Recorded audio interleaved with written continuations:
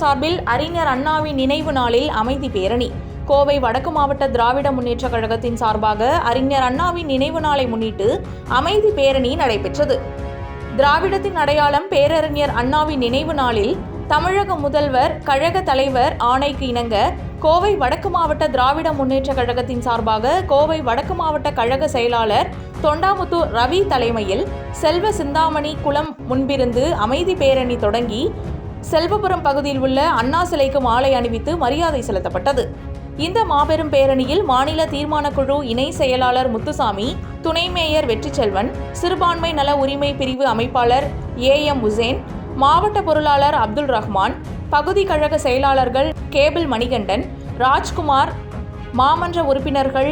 சிவசக்தி, வசந்தாமணி மற்றும் சிவகணேசன், தேர்தல் பொறுப்பாளர் சிவகுமார், 78வது வார்டு பொறுப்பாளர்கள் அறிவழகன், அஜீஷ், 77வது பொறுப்பாளர்கள் பஷீர், கிருஷ்ணமூர்த்தி, விமல், லோகநாதன், கார்த்திக், செல்வராஜ், சந்தோஷ், கரும்புக்கடை ஜெயிலா,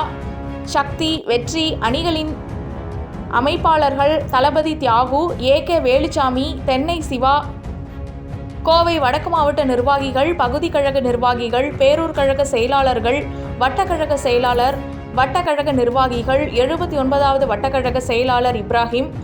வட்டக்கழக செயல் வீரர்கள், அனைத்து அணிகளின் அமைப்பாளர்கள், துணை அமைப்பாளர்கள் மற்றும் திரளான மகளிர் அணி மற்றும் இளைஞரணி நிர்வாகிகள் உட்பட பலர் அமைதி பேரணியில் கலந்து கொண்டது குறிப்பிடத்தக்கது.